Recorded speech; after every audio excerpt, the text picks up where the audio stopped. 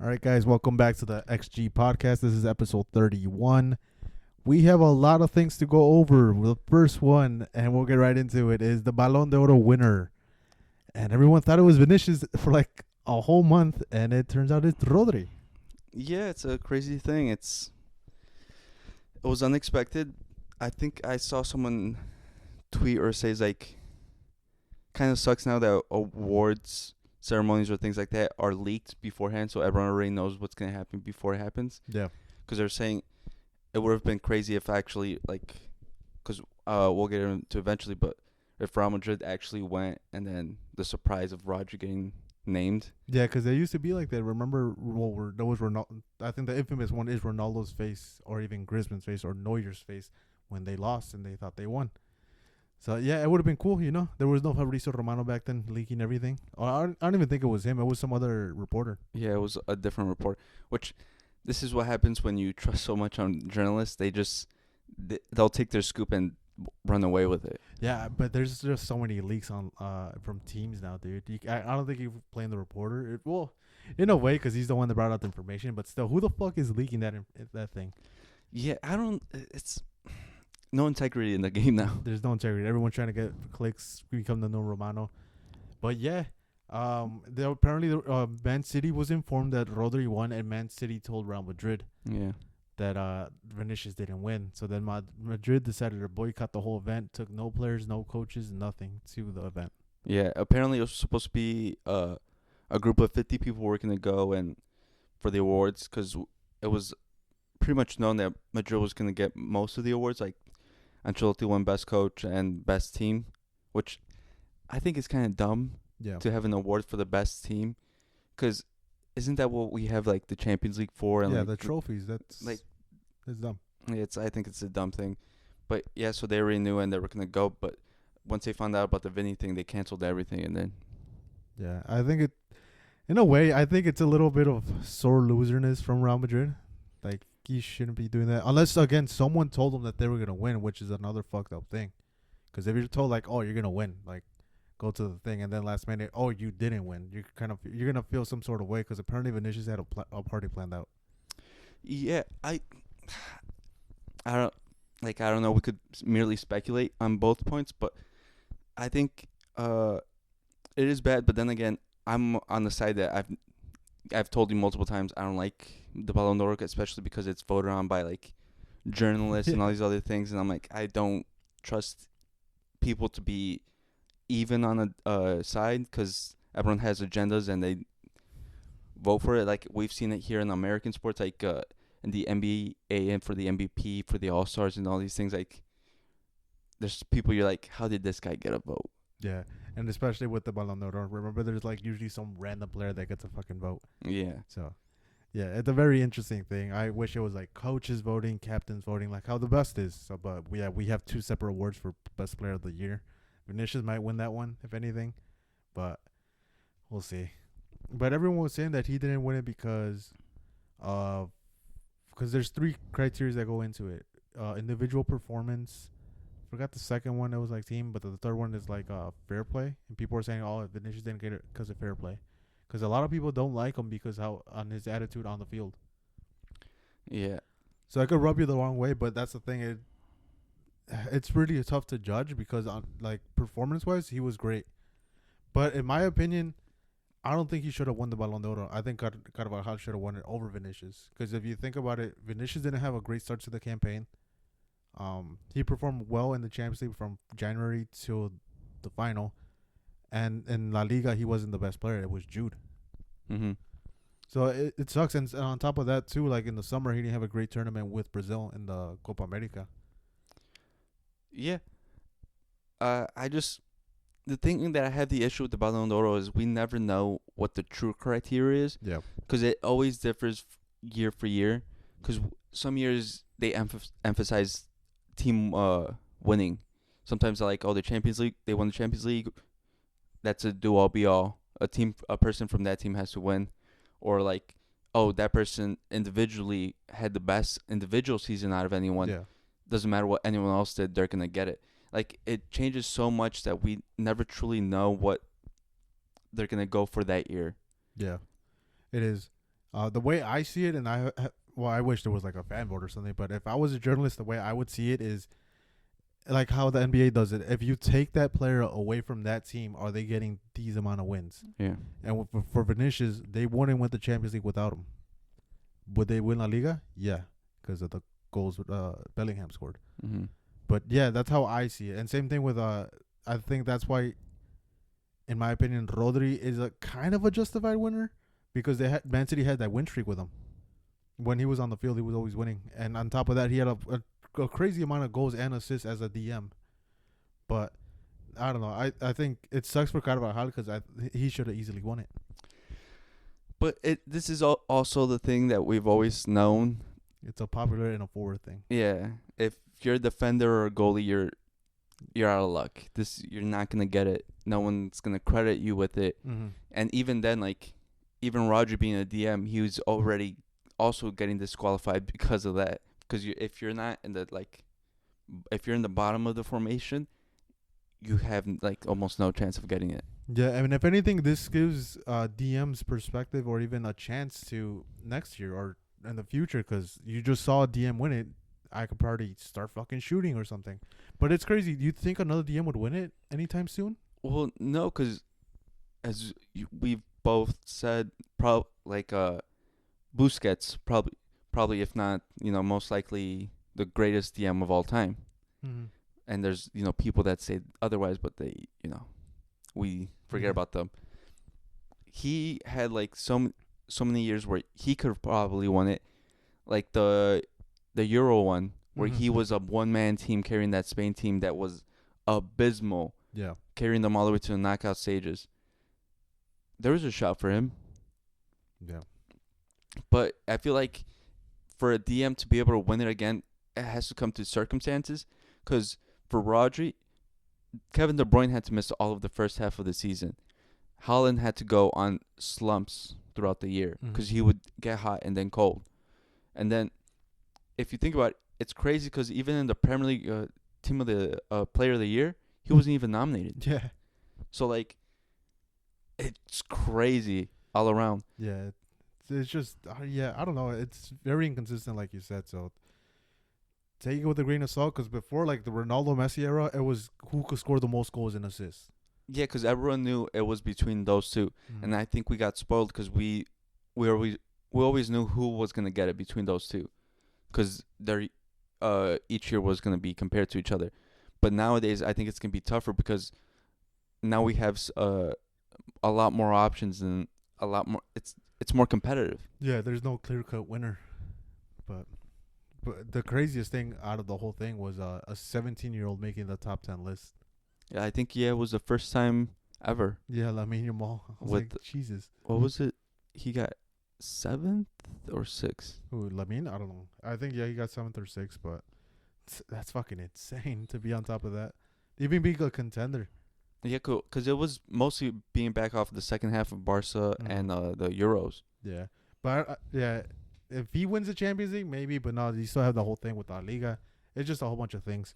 This is a problem I have nowadays with awards. It's so much politics going into. Yeah. Because also, we both get punished because UEFA is against us ever since the Super League, even though they decided to go copy the format for the Champions League. Yeah, and they're like, oh, you guys have a good idea. Let me just copy your homework real quick. And then submit it as theirs. But, yeah, that's always been the thing because, as a Barca fan, you would see that you're getting punished because there was handballs in Champions League matches from Inter Milan, like within the 2 years. There's a bunch of inconsistent calls against Barca, and you would be like, oh, there's none for Madrid. But now I think you're kind of seeing the repercussions of that, hence them not winning the thing. Because, like I said, it's pretty crazy. Someone had to tell them that they've won a bunch of awards, and they were going to go. They were hosting parties. Someone had to tell them. And for them to be kind of like rug pulled is crazy. And that's why I want to know Real Madrid's side of the story. Like, what the fuck happened? Because we're going to get into it right now. That's the next topic, the classico. Gavi was talking shit to Vinicius and said all four goals. And Vinicius' response was like, oh, they're going to give me the Balon D'oro on Monday. Like, fuck you, I don't care. Yeah. And I think it's been kind of known that, like, for award shows, they always tell the person that's going to win to show up because they will always look bad if they're not there. Yeah. So, you kind of understand it from that point, but it's also kind of crazy to tell someone wrongly that they're gonna win and just show up and be like, "Oh, actually, we lied. You're not gonna win." So Yeah, you lose a bunch of credibility, whoever that person is. yeah, Because again, he didn't just speak to Vinicius; he spoke to Real Madrid and probably even the president Florentino. yeah, because I think I saw a report that saying that he was the most upset, and I think it was probably because he was the one that got told and then spread the news, and then for they're gonna make him look bad too, and we all know Florentino Perez doesn't mess with, Yeah, so that's gonna be crazy. I want to see the repercussions that Real Madrid does, because they're probably gonna, maybe there's a lawsuit, maybe there's something, whoever told him is gonna get fired or some shit, but there's gonna be something that's gonna happen.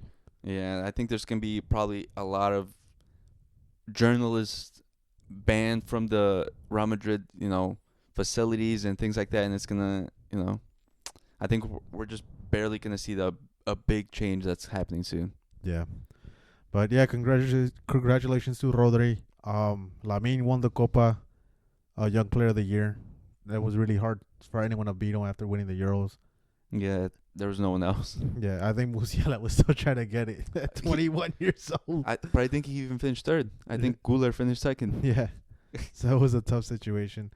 Henry was in the running too, but Well, next year. next year. He still has time. That's a good thing, especially with Guler. But again, they need time. Yeah. Well, then again, eventually, I think we'll talk about someone else who might have a good chance too. Definitely. Any other ones? I think Bonmati won the Balon D'oro for the women's for the second year in a row. Coach of the year was Rubiales. No, not Rubiales. Oh my God, I'm thinking. Ancelotti. Ancelotti won Coach of the Year. Uh-huh. I thought it was the Spain national team coach.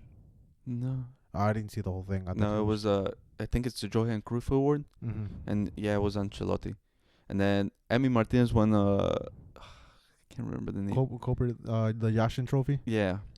For second year in a row. I'm surprised. Only goalkeeper ever to do it. Yeah. Which I think is crazy. Oh, yeah. Dude, Lunin should have been up there, like at least a contender. Yeah. Like a top 3. Because he had a tremendous season. Courtois just kind of stole his spotlight at the Champions League final. It's crazy because Courtois came in for like the last 2 games and that's it. And everyone forgot about Lunin. Yeah. So it's crazy, dude. Debo making those saves and getting that recognition. It's pretty crazy. And being in fucking Aston Villa and still getting that. But then again, he didn't win the goalie of the year at the Premier League. Yeah, he didn't. David Raya. Raya won it. Just to let you know, the Premier League doesn't know ball. Yeah, that's bullshit. Like winning goalkeeper of the year for having the most clean sheets, I think that's an all-round defensive thing. Yeah. Not just you. It should go for like the most saves or like impactful saves or something like that. Yeah, I think it's just, like I said, flawed criteria because a clean sheet doesn't really mean it's a goalie's. Yeah, it could be like, what if you even just didn't take any shots? The team was that dominant. Yeah, because even if sometimes it's not even defense, because like Barca, when peak Barca, they would just have like 80% of the possession. The team wouldn't cross the halfway line, so there was like no chance for Baldes to get anything. Yeah, he'll probably get one save. Yeah, and then like it wasn't really him; it was the whole team. Yeah. So it you have to take it into perspective. Like I think Ter Stegen won the Zambrotta Trophy, and when Barca won the league with Xavi as a manager, and rightfully so. I think he was probably our best player that season because he was making a lot of saves. But again, it's all into things. Because David Raya, was he the best goalie? No. Hell no. No. So, shout out to Debu. He was getting booed in France again. He's gonna get used to it. But Debu's the type of guy to like love that. He loves playing the villain. He does. Especially against the French, and he's gonna constantly bring it up. So the more you boo him, the more he's gonna remind you. Yeah, and the more he gets in your head, because he plays those mind games so well. That's why he's so good at the penalties. Yeah, definitely. He's done it once. He'll do it again. Yeah. But yeah, going into our next topic is El Clasico. El Clasico. What was the result? All right, get it in. I've been going through this the whole weekend. It's 4-0 to Barca, bro. No one believed me. I was telling everyone. I was telling my barber too. Like, dude, bet Barca plus 210. It's a crazy thing. Barca's playing great and scoring a lot of goals. They just beat Bayern, but Real Madrid, they're playing mediocre, and they're somehow winning, and they're favorites. I'm like, nah, you gotta go Barca. I don't think he did. Yeah, it was a good game for Barca. They came out. Well, second half they just came out and blitz and just scored 4 goals, and they had chances for more. They did. The first half it was a lot of Madrid. Um, well, I can't really say it was a lot of Madrid because it was a lot of offside. Like all those chances, a majority of them were offside. I think it was like what 2 concrete chances from actually Madrid. There was two. There was the Vinny run that he hit outside, and then there was also the Mbappe one that. The chip one. No, the chip one was offside. Oh right. The the one that he tried doing, the panic move that he fakes that he's going. Oh, like the same one. Fucking Vinny did. Yeah, and then also missed. Yeah. And it's funny too because I think the Vinny one, Vinny had the chance to pass to the middle for Mbappe, and same thing the other one, the other way around. No, Mbappe was by himself. Oh well. No, I just first half, I kind of during halftime I was kind of scared, because Real Madrid's the type of team to cool off and then just get overconfident in themselves, and I'm like, they might get one early and then we're playing back foot, but Hansi Flick just outcoached. Ancelotti. Yeah. Yeah, and that's what I was telling myself too, because I was pretty nervous the whole game. Especially when the game started, I said in my head, I'm like, Barca has to survive the first 15 minutes without getting scored on. That's the whole thing, and after that, we will have a good chance of winning the game because Madrid starts off blitzing the fuck out of every team. Well, it's our biggest strength is pace. Mm-hmm.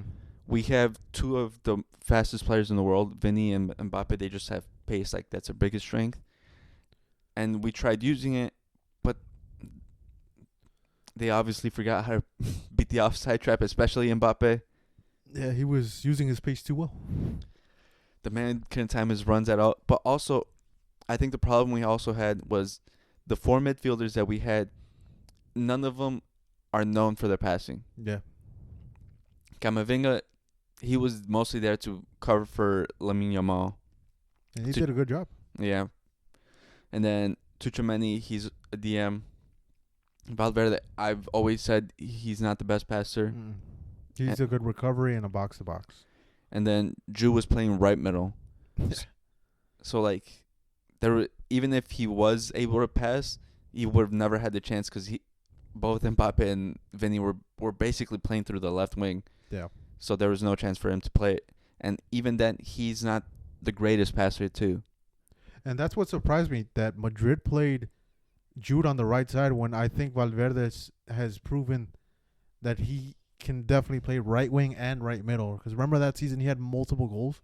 Yeah. So why the fuck doesn't Ancelotti play him? Well, I know this year he's mostly been playing DM because of injuries with Camavinga, and then Tuchemani sometimes just having to play center back. But I don't understand when we had both of them back that you play him again in the center mid. Yeah, makes no sense. It was just bad planning, because when he brought in Modric, it was already too late. Because the change Hansi Flick did, where he brought Pedri up a line and then De Jong in, they were allowed them to play through the back and control the ball. And then the center backs actually had to go and try to stop Pedri because... Yeah, he was just getting the ball freely every single time. He's doing whatever, went to whatever space they wanted. And even, too, they were leaving Lucas Vazquez in a fucking island because they had to push everyone up, especially Jude. At one point, like, Jude wasn't covering the right side anymore. After the second goal, it was shocking. Jude wasn't seen on the right side at all. No. After that, after Barca's first goal, the whole formation went in shit. Mm-hmm. Everyone was just trying to do whatever they wanted, because after that, they were just sending long balls after long balls, trying to play that long play. And it's like they forgot how to play football, and then just like, oh, we just got to send this up, and they'll score somehow. Yeah. And yeah, you guys had a good chance too with the Jude one with the cross. I don't know what he was thinking. I think he couldn't decide on what to hit it with, like which part of the body. No, he lifted up his leg and then he chested it, then he hit it with his thigh. He was just confused because that was a goal. That would have got Real Madrid back in, because all you need is one. Well, even before that, we still had the Mbappe chance where he just 1v1 against Inaki Peña. He's like, literally the offside ones were harder than the ones, and he scores those. But this one against Inaki Peña, 1v1, he's like, shoot it towards the body. Yeah, shoot it down the middle. He tried to get him in the legs, but Iñaki Pena. Shout out to Iñaki Pena. I was clowning it. I was nervous. Jesse even's like, Iñaki Pena starting. I'm like, he's gonna lock in, and he did. So he did a great. He had a great match, and he just shut down Mbappe, bro. Who would have thought? I think even Hugo Sanchez said it in the post match, like post match show, with ESPN. He's like, Mbappe versus Iñaki Pena. I would have never thought Iñaki Pena would come out on top. Yeah, because last year, Iñaki Pena, whenever he played, he showed like he was razzled by the moment. Yeah. He was nervous, and I think this year, I don't know if it's maturity or he's just ready for the opportunity now that he understands that Ter Stegen's out for a long period of time, and I think he's also realized he's fighting for his job now because Szczesny's in his back, and we've seen what he's done with Drew for the past couple of years. Like, he's a stable option. He's like, I got to do this now or else I'm gone. And that he stepped up. And what sucks for Madrid is, if anything, you just gave him confidence of he could probably rise up from here. Because I remember when Barca faced them in the Europa League versus Galatasaray, and it was Iñaki Peña in goal. We were shooting every single fucking shot. He was saving everything. I'm like, you motherfucker. And then we get him back when he played the couple matches when Ter Stegen was injured last year, and he was letting everything in. So it's like, what the fuck? But now him doing this, it could just boost his ego. But it's like we always say, it's like confidence is such a crazy drug because you could see the difference between a player that's confident. Like, that's when we say, oh, they're in form or they're like hitting their peak, because they just have a bunch of confidence and they're doing things that they wouldn't normally do. Yeah. And when they're out of confidence, they're afraid to do anything and they just let the game pass them. And right now, the player that doesn't have confidence is Mbappe.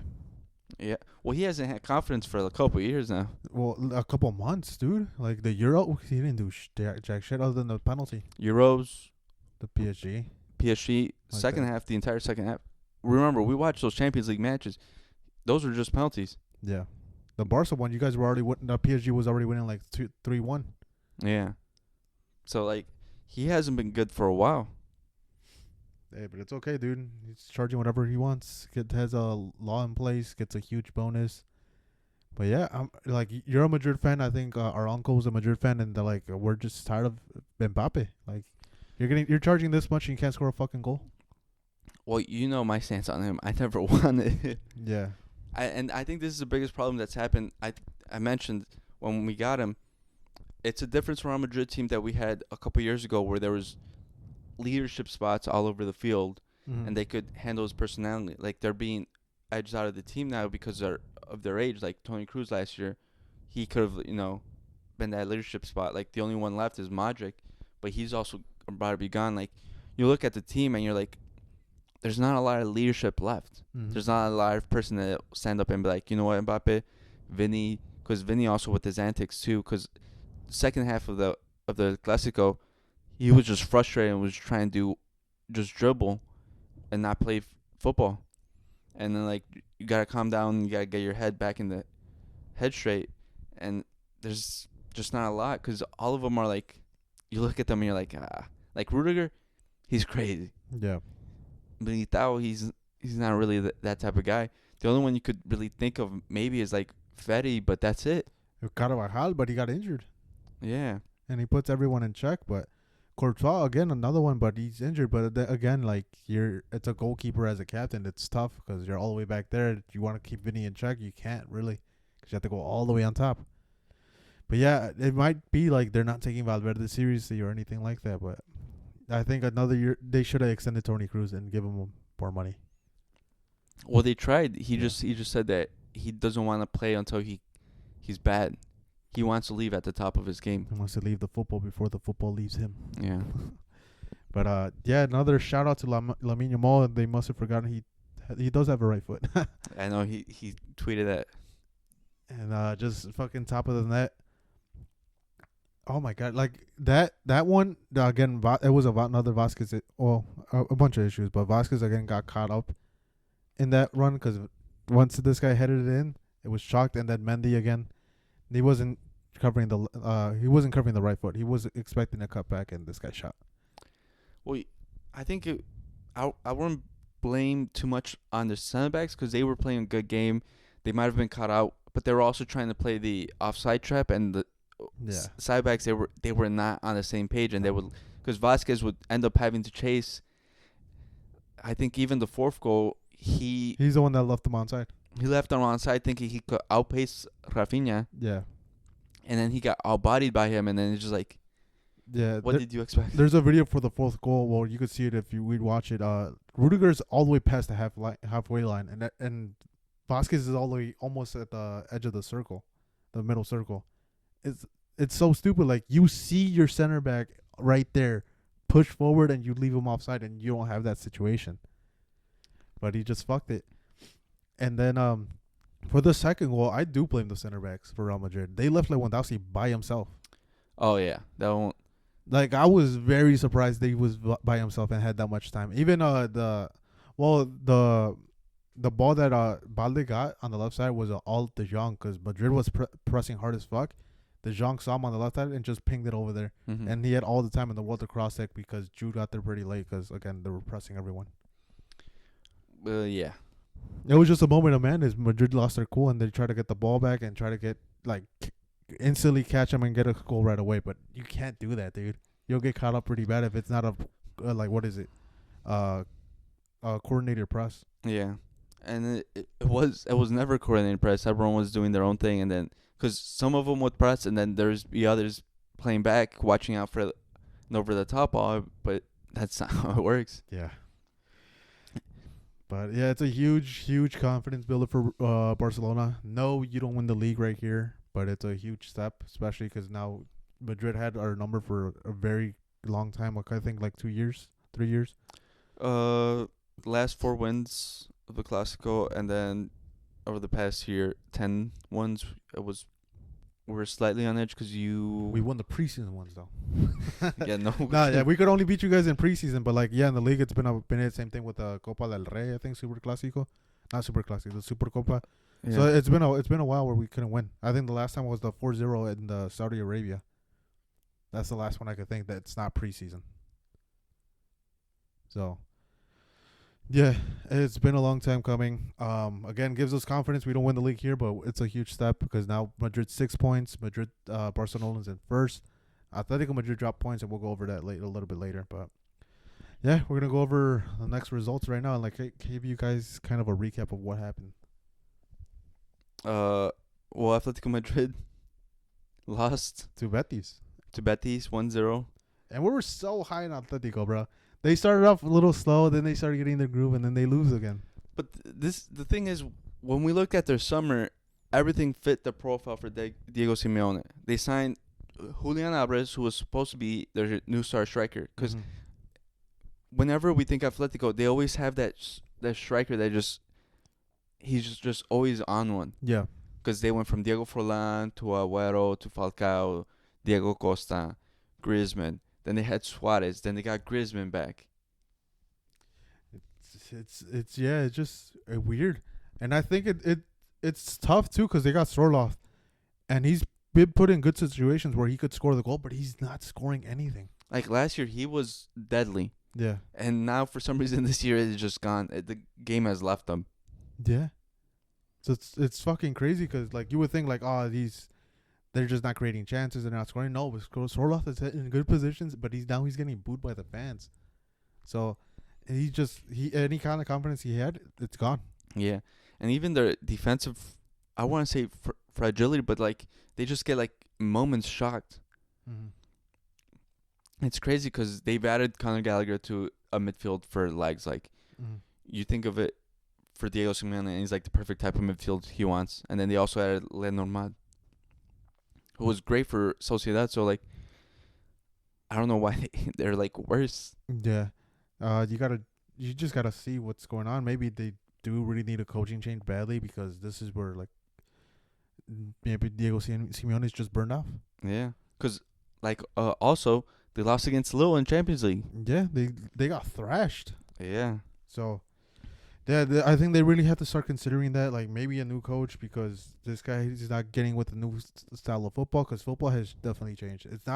It's still a low block, but it's low block with attacking now, and that's something he's never really done. He's always done really good low blocks, but he's trying the attacking thing, but he's just inconsistent, and it looks like his team is uncomfortable with it. Yeah, and it's it's not like lack of talent now. You Mm. can't blame it too, because like he's got the players that he's wanted. Like he has to show up. Yeah. So with this loss, it puts them in fourth. To be honest, the Villarreal is now in third. So if you're an Atletico Madrid fan, you're having a bad time. Oh yeah, and briefly before we move on, again, I told you Barca was gonna beat Bayern, and you definitely did tell me that Real Madrid was gonna beat Dortmund.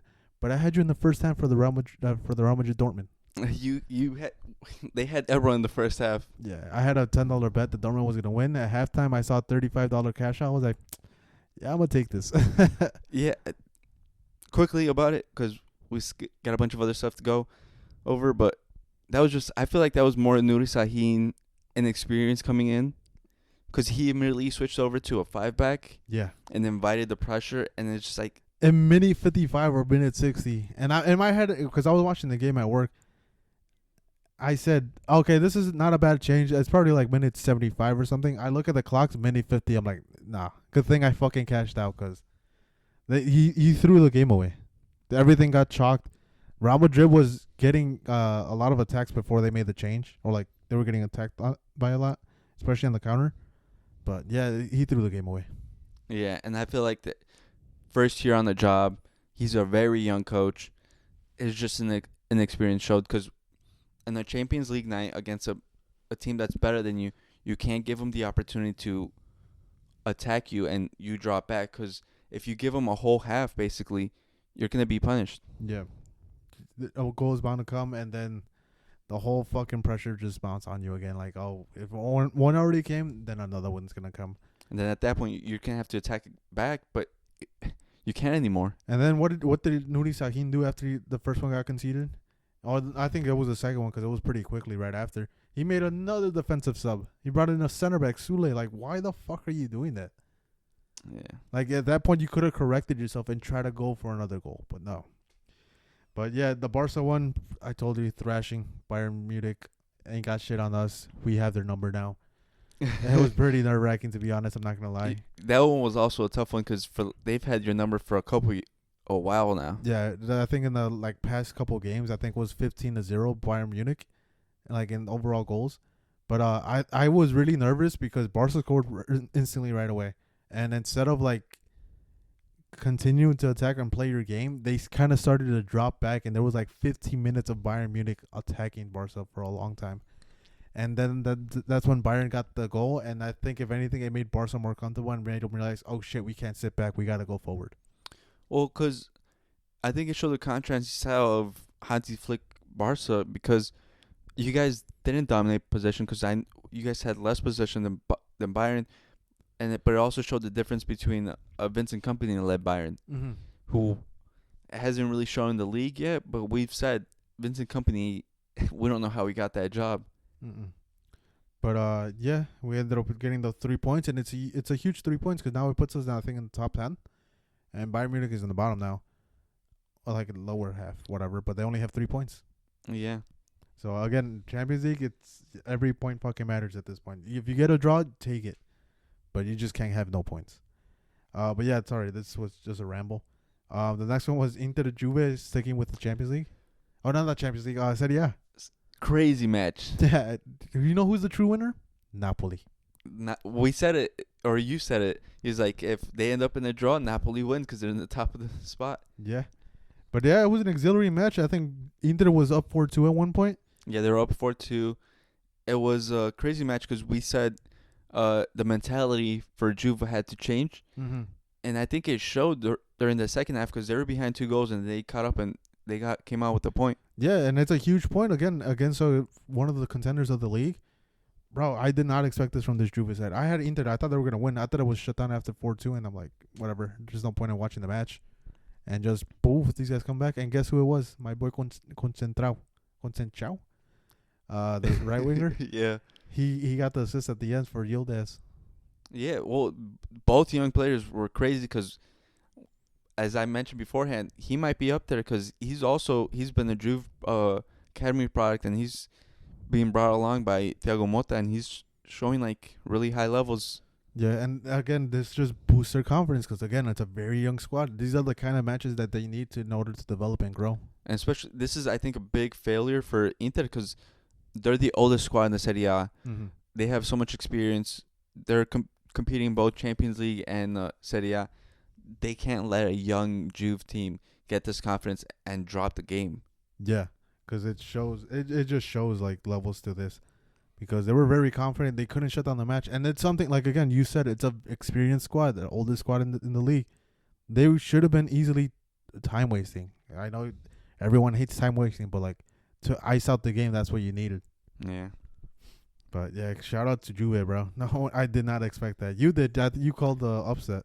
Well, not really upset, but you thought they had it in them. Yeah, I thought that they were going to change their mentality, and it's Thiago Motta. He's rising up in those coaching positions. In Champions League, they're in a good spot too. Yeah. They lost versus Stuttgart, but they're still in a good spot. 2-1. You gotta take it. And there was Man City. They barely beat Southampton, the worst team in the league. Yeah, they don't look good in general, really, because there wasn't like any player that you looked at and you're like, oh, at least they were good. But what did I tell you? It's gonna be exhaustion, because at this point, there's videos out there of like the match. I think someone in the crowd recorded Haaland, and he was winded, like very heavily winded. So they don't have a replacement striker or someone in the quality of Haaland or even close to his quality to provide him that that rest, or even a DM. Like they lost Robbery, the Balon D'oro winner. They don't have a replacement DM.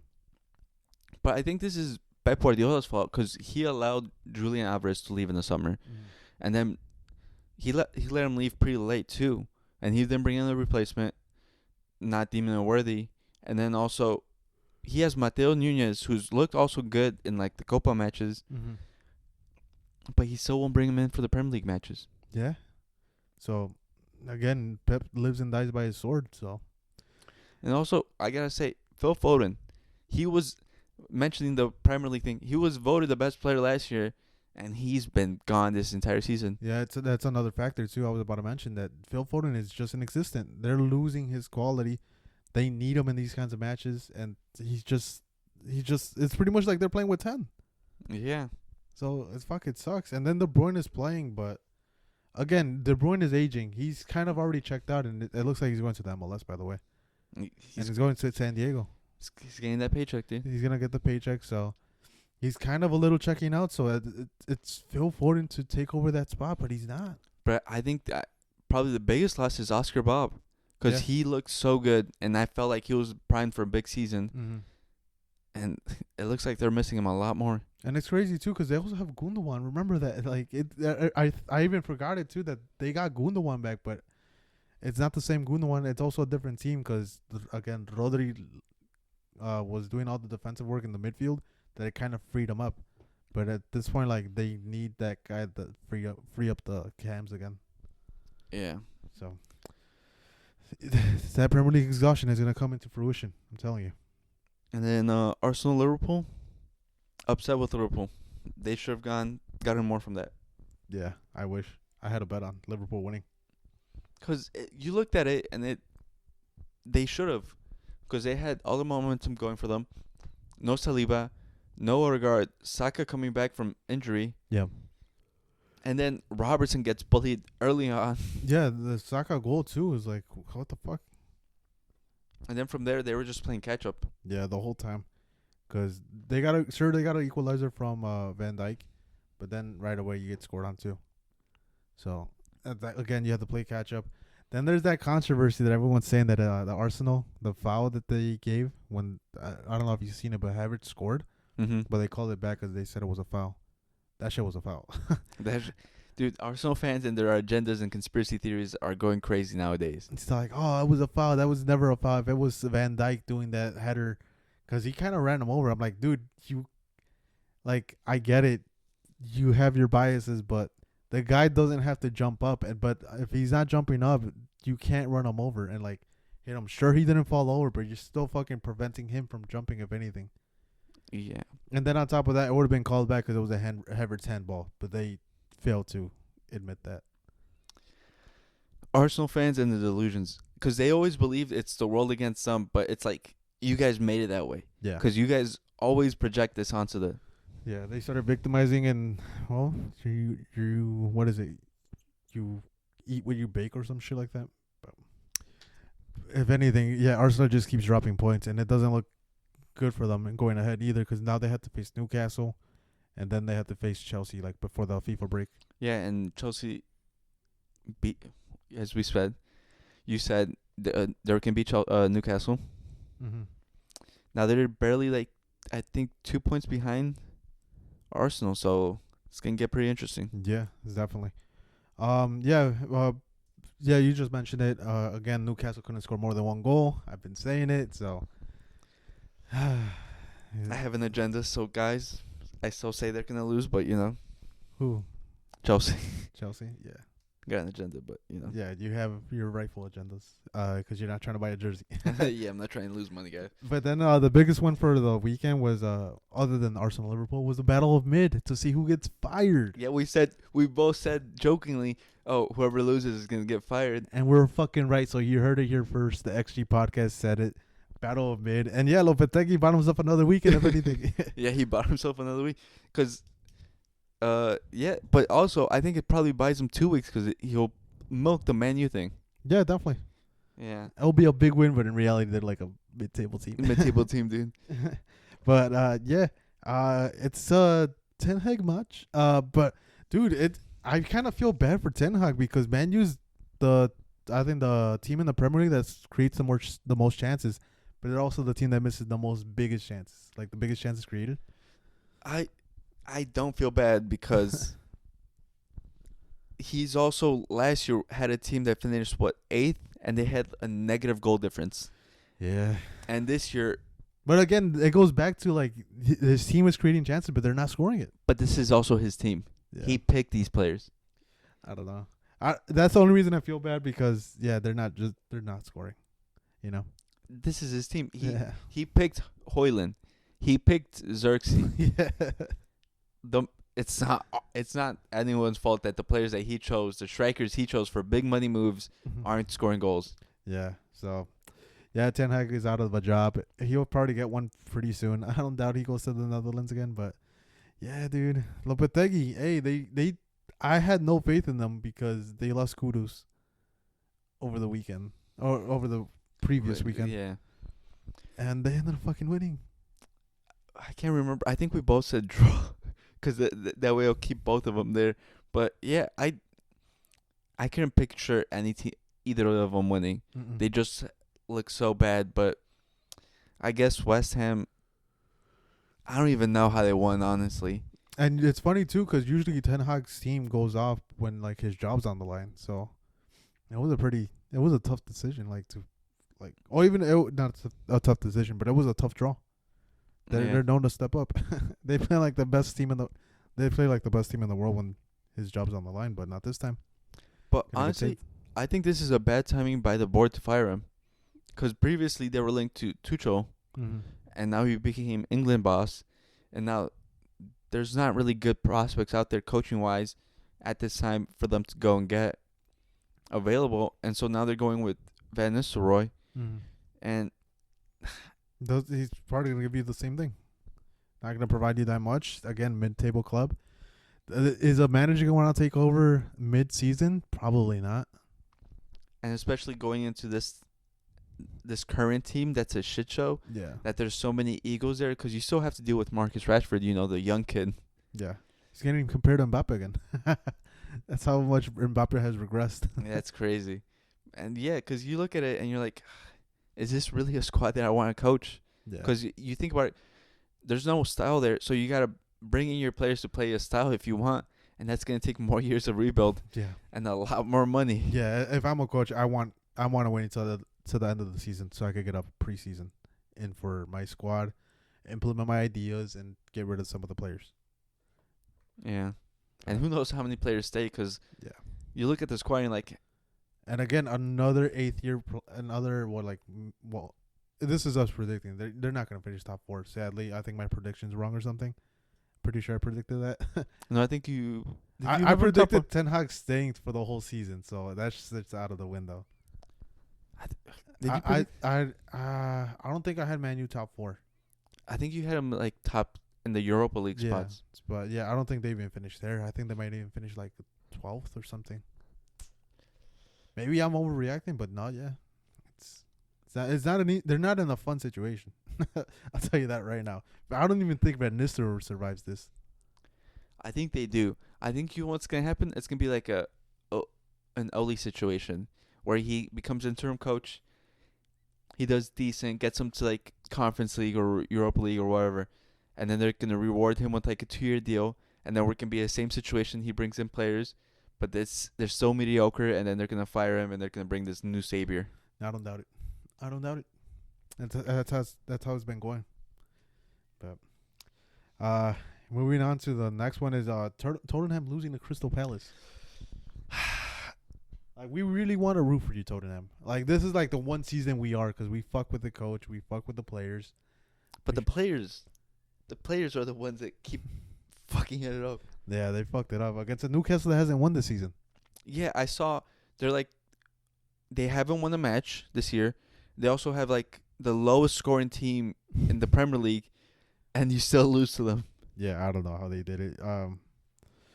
You compete with one of the best teams, I think, whenever they played. Then you competed against Arsenal. And then, Newcastle, Crystal Palace away. Fuck, bro, I don't think we could do it. Literally, because they've gone up against like certain teams, like a big matchup, and they do well, and then they go to the next week, and then they just fail. Yeah.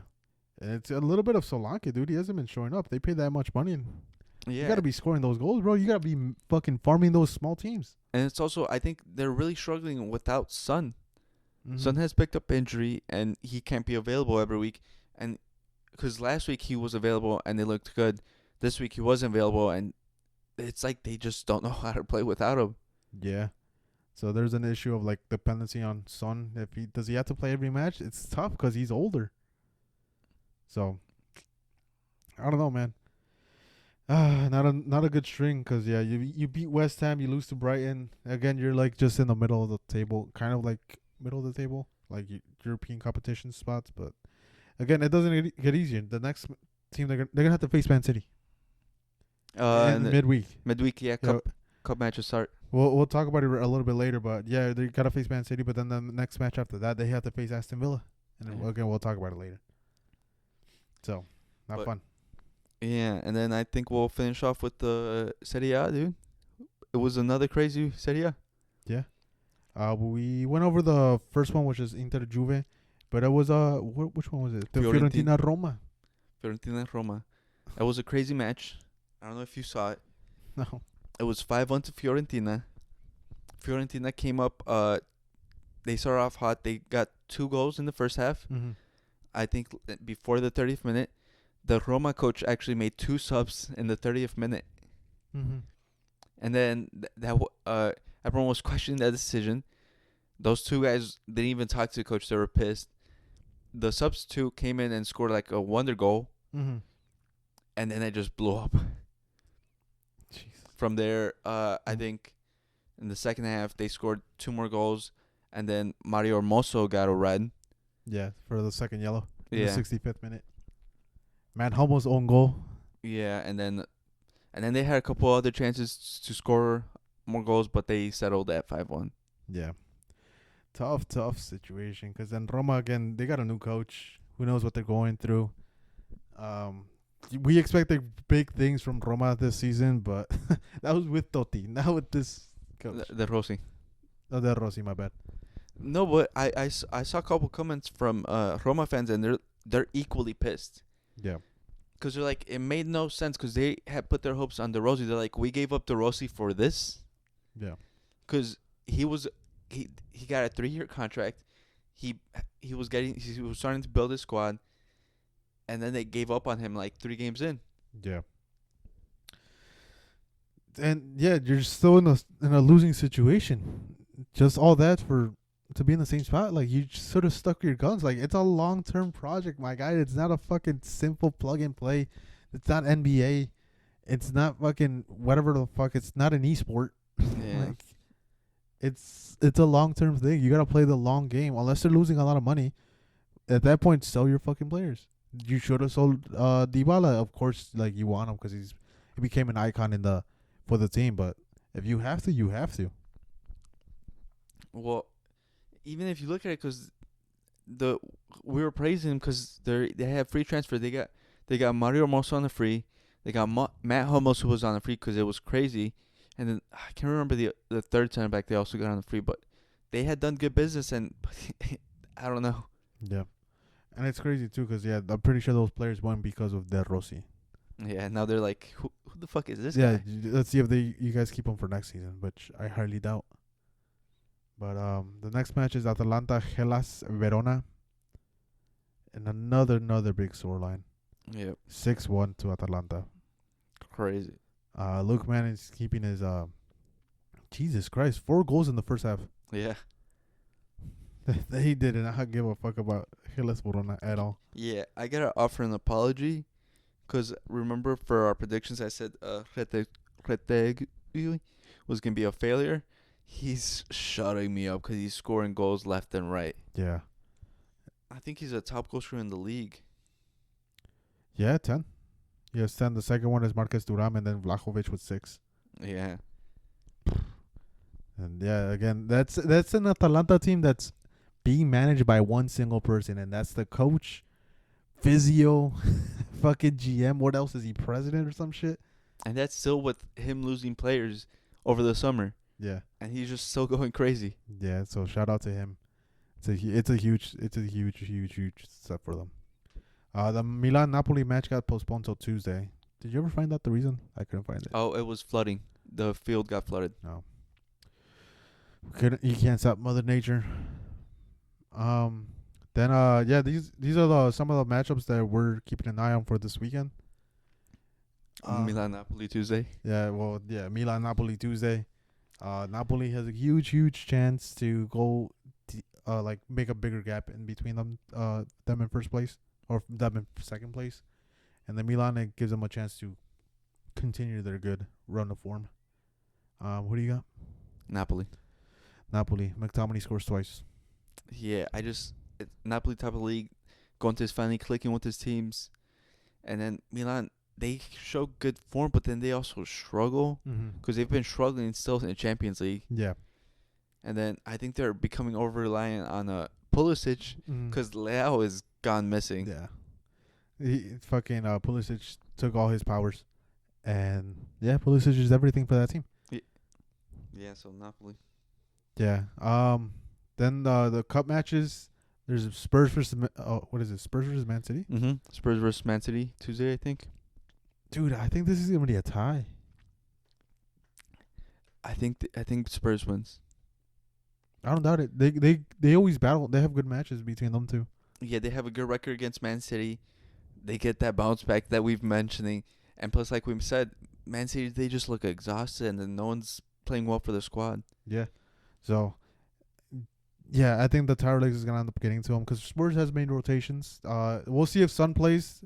If Son plays, I think Spurs win, but I think it's a tie. And plus, I think they'll bring in their young players, and I think their young players are just gonna show out and might start replacing some of the players. Because Archie Gray, I think he might start playing better, and also Bergvall. He's been pretty decent, to be honest. Yeah. So we'll see. And then we got Chelsea Newcastle. The rematch. They literally just played this past weekend. Yeah, it's funny. The rematch. You think a different scoreline this time? I've heard it like 3-0 Chelsea. Again, there's no way Newcastle wins. They gotta score more than one goal to win. And do I think they have it in them this season? No.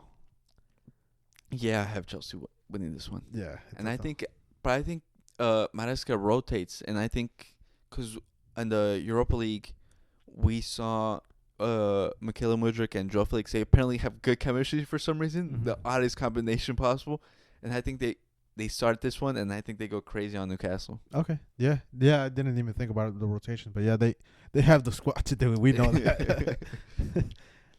The next one is Leverkusen versus Stuttgart. Huge match. Leverkusen is struggling this season because they didn't have the thing from last season, which was the clutch gene, and they would always get last minute goals. And Stuttgart are looking really good. Mm-hmm. This match, I think I'm gonna go with a tie again. Because again, Leverkusen's not playing good, and Bundesliga, and they're not getting that last minute cheese. I see. My heart wants to say Leverkusen, but Mine my head too. says Stuttgart. You've been going with them all season. You were right versus the Juventus one. Yeah. I think I'll go with my head.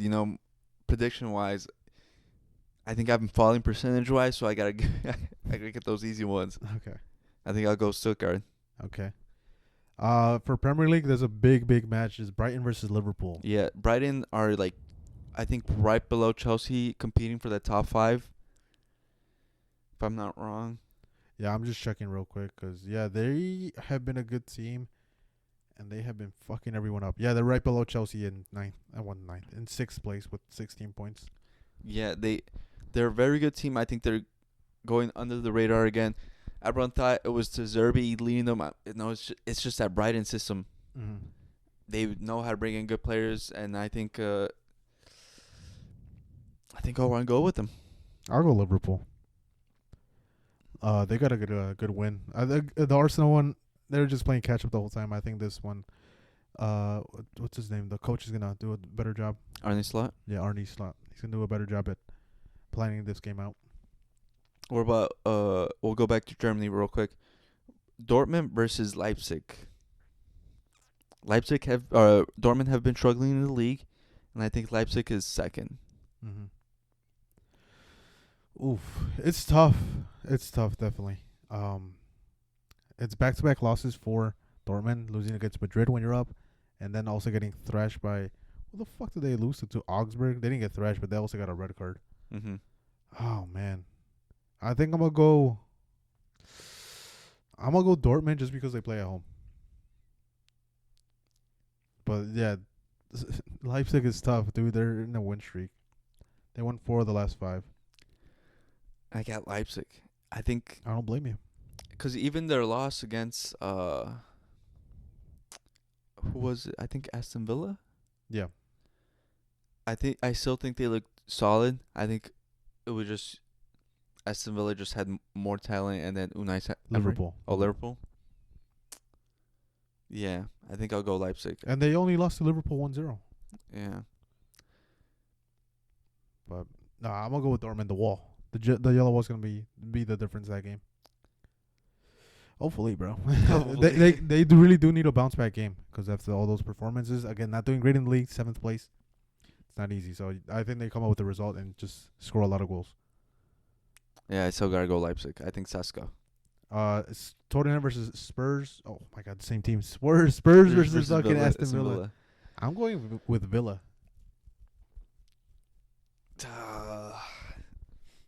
Villa, just because Spurs has a huge matchup in the midweek. I think they rotate. I think they get some fresh players. Hopefully, if Sonny's back, I think I'll go Spurs. Okay. And then there's Man U versus Chelsea. I think we both know who we're going with. We're going Chelsea. No questions asked. And then in Serie A, there's a big matchup: Napoli versus Atalanta. Both teams, great form. Yeah. We'll see how Napoli does in the midweek, but I gotta go with the current number 1. You know what? No, I'm going Atalanta. Yeah, that's what I was gonna say. I gotta go with Atalanta. The coach, he's turning me around. Yeah, he's showing that he has tactics. He scores a lot of goals. Lookman is in a great form. I don't doubt someone from the Premier League might steal him. But yeah, I'm going with Atalanta. Napoli's playing at home too. Yeah, I think I just gotta go with Atalanta. I think he's going under the radar. Because last year, or last season, he stopped the 3P with Xabi Alonso. He outcoached him. And even this year, when he's less funds, losing players, he still has them competing well. I'm surprised other teams aren't looking at him. Yeah, man, you need a fucking coach. Pay him the bag. But that's the thing. I don't think any team wants to give up control because he has control of the whole Atalanta thing. Well, that's what Ten Hag had at Man U. That's why I don't think they're going to do that again. Yeah, but Ten Hag has never had that and showed positive results. True. That's very true. You know what? Actually, I'm going to change my Man U Chelsea one. I'll give it to Man U. Jesus Christ. Yeah? One, honeymoon stage with Okay. the interim coach. Two, because Manny always has that moments where it makes them believe throughout the season, and I think that's gonna happen. Okay. Those are our predictions for this week. Let us know if you guys fucking hit. We've been pretty right. Again, we got to keep track of these, but it's a lot to keep track of. It's a lot. We give a lot of predictions each week. But yeah, let us know. Again, don't make parlays, make individual bets. Other than that, you have any closing thoughts? No, it was a bad week, so I'll be quiet for this one. All right. Thanks, guys, for watching. This has been Jesse and Jerry. Visca Barca 4-0. Let's go. Peace. Peace.